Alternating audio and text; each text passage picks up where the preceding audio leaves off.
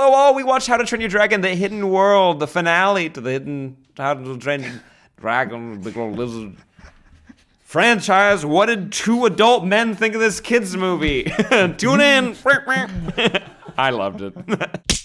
We're be talking about How to Train Your Dragon, The Hidden World. This is the third film in the franchise. Let's do a quick spoiler-free review for the kids. Please. Here. All right, here's your info up top. Directed by Dean DeBlois. DeBlois. That's what it is. Dean DeBlois, excuse me, and written by Dean DeBlois, and based on stories by Cressida Cowell. And I've seen other people pronounce her name in different ways, but that's how I like to say it. And our cast consists of Jay Baruchel, America Ferrera, F. Murray Abraham, Cate Blanchett, Kristen Wiig, Craig Ferguson, Jonah Hill, Kit Harington, and the cast goes on and on and on and Where's on. T.J. Miller?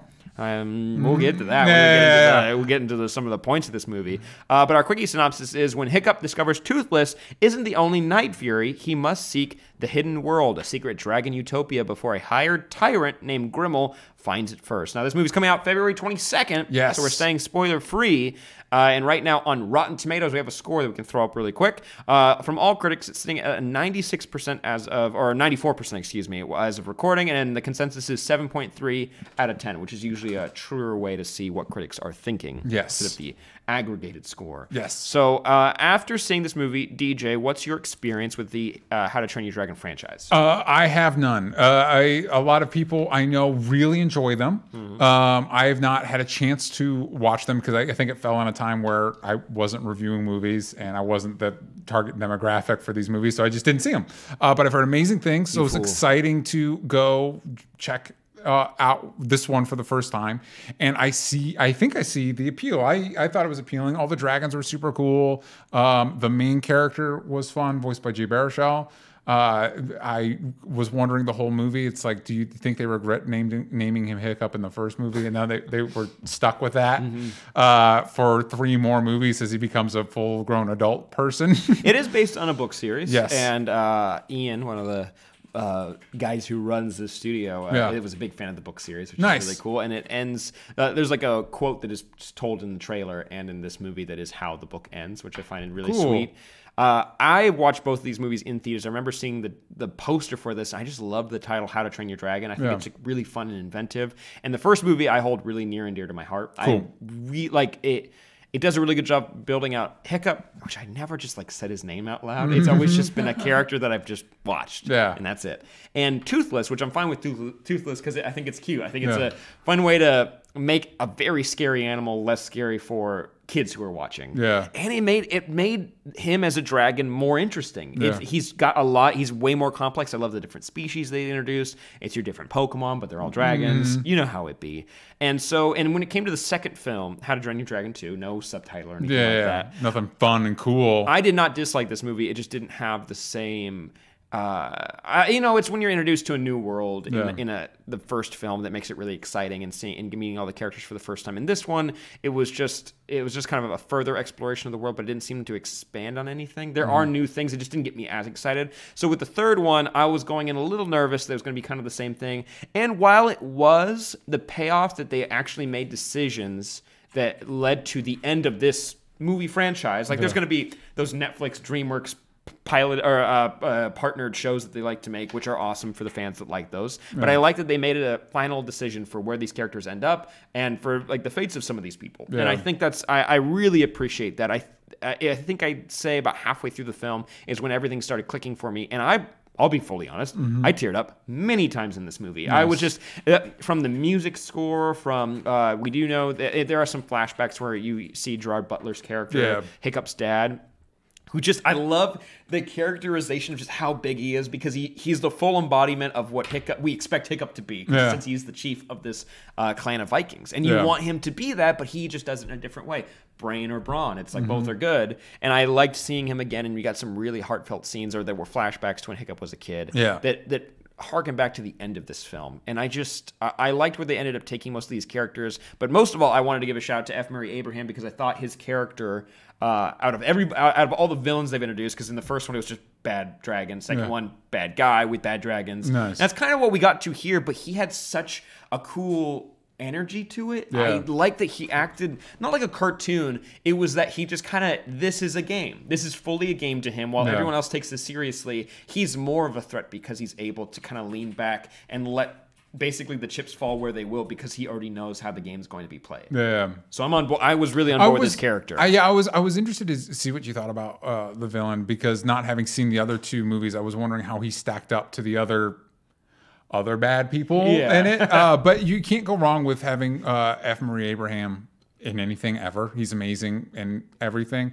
You might know him from Grand Budapest Hotel. He also had an important role in Homeland. He's just been around forever as a character actor, and he's great always in everything. So for me, coming into it, something I really liked about this movie was all the different dragons, all the different types, I do kind of wish there was other types of fantastical, like, because you've got like the dragons are like mixed with other, you've got like dragons with like beetle parts or scorpion parts and stuff like that. And it's like, it would have been cool to have like other fantastical creatures like griffins or something like that. That would have been cool. As opposed to dragons encapsulating every other type of creature. Yeah. But they were cool and they were creative, and it was fun seeing that world. And you told me in the first one they kind of explore the different types of dragons and stuff like that, which was I bummed that I missed that. It feels like, and I can never see it now ever again. Ever. Yeah, it's not gone. like $4 on Amazon Prime. Happy Death Day 1 was only $1 to rent on Amazon. What's up with How to Train Your Dragon being $4 to rent? Almost like it has a bunch of franchises. Almost like it was popular with the kids. That's how you get them. When the kids are being loud, I'd pay anything just for them to shut up for a second. This movie I felt was like a really true, respectful ending to this franchise that has a crazy following. Not that I am surprised by that. I just didn't know how deep it went, especially when I found out about a live show while researching this, like the live show that they do that was traveling for a little bit. Like you got your Disney on Ice, but then they had this like live production that they would do with all these like multi-screens and projectors and like try to make it look like you're like dive bombing off a cliff and flying around in the sky and over the sea. How cool. That's so awesome that so many people fell in love with this franchise. And I like that they created so many dragons that you could get attached to. Now, I wanted to frame it that way because they do focus in this movie to all of Hiccup's side characters, which for me, I thought they were just going to be the human counterparts to the dragons, but I mainly just cared about the dragons, not the people riding them. I kind of don't care. I don't care whatsoever. So getting into like our positives and negatives, that's how we usually do our reviews. I would say just up top before I get to my positives is they focus so much on these side characters, like Rough Nut and Tough Nut, Tough Mudder, the different characters. Whose main characterization, they even make a point that one of them, their big point is that they are annoying. I just don't care about them. I know it's kind of your last movie, so it's like, wait, do these characters mean anything to Hiccup? And they do the legwork to kind of show you that there is some like familiar bonds, familiar. Am I saying that right? Familial. That's what it is. Bonds, kind of like they're their own little family.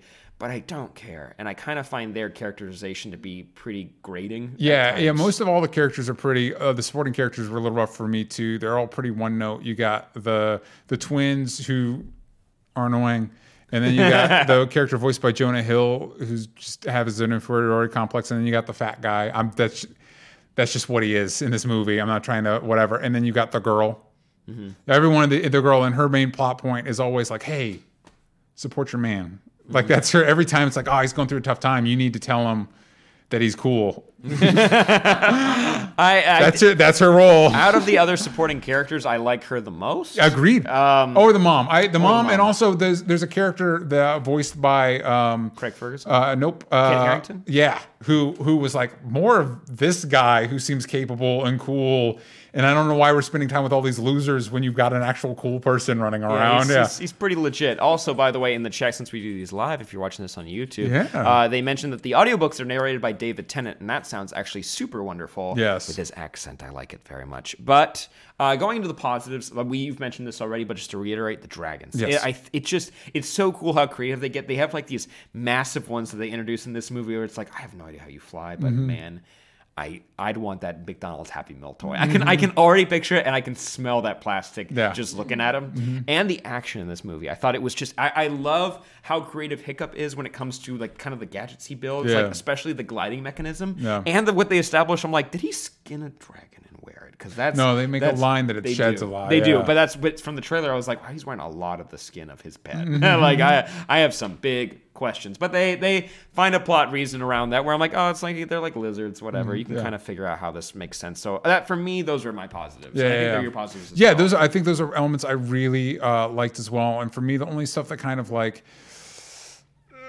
held up the movie a little bit was, again, the attempts at humor. And also, it was just weird. Maybe it's just because I'm at a different stage in my life or whatever. But like a huge chunk of this movie is built around whether an animal will get laid or not. Like a shocking amount of the movie. And it's just weird. No, it's cool. Now you got like the girl one. Yeah. It's like if you're looking at your dog and like, oh man, is my dog into that other dog? Some people like that. I know. That is weird. I'm not. And also, I guess because I just got a pet, like you start thinking about the logistics of like how much my dog shits a lot. Where do these how much? What do you do with it? Yeah. This colony is overflowing with dragons. Also, literally one dragon hits one pillar and then half the village is gone. The casualties are through the roof. Stop building out of wood. Yeah. Does these things vomit up fire? What are you doing? That's like that's their main thing. What are they eating? Fish? That's the animal we don't care about. We care about the sheep, though. That's the ones we don't want them to get hurt. The fish, though, that's easy. We can throw a mountain of them at those. But for me, the negative, I'd say the humor when it comes to the supporting cast is pretty... Like you gotta be like, okay, can we get by this? I don't care about these characters. I guess everything kind of wraps around the supporting characters, but the humor specifically from them and that the amount of screen time these characters get is pretty grating, and it kind of drags the movie down. But anything with Hiccup or even America Ferrera's character or Toothless or the Light Fury, Light Fury is really cool. Which is the new white dragon that they introduced in this movie. Super cool. Yeah. And I love like the way I love the characterization of these creatures, the way they make that, like it's been used over and over again now, basing fictitious animals' behaviors off of real animals. Yeah. But I remember watching the behind the scenes when this movie came out and watching how they like... The first one, when they taped like paper to a cat's tail to see how they played with it. Yeah. And I'm like, why wouldn't a creature act like that? Like that's super cool. They put in all that effort.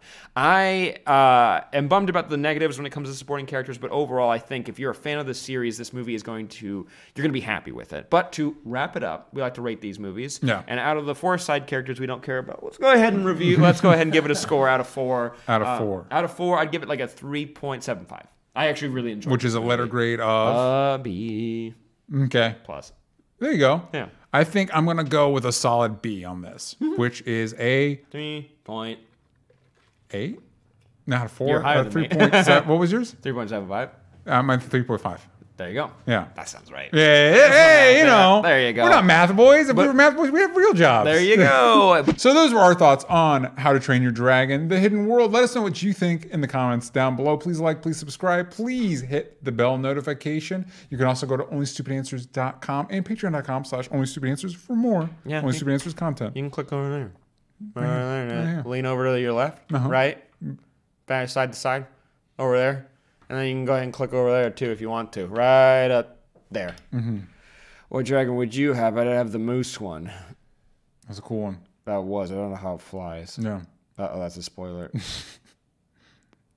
Universal's going to kill us.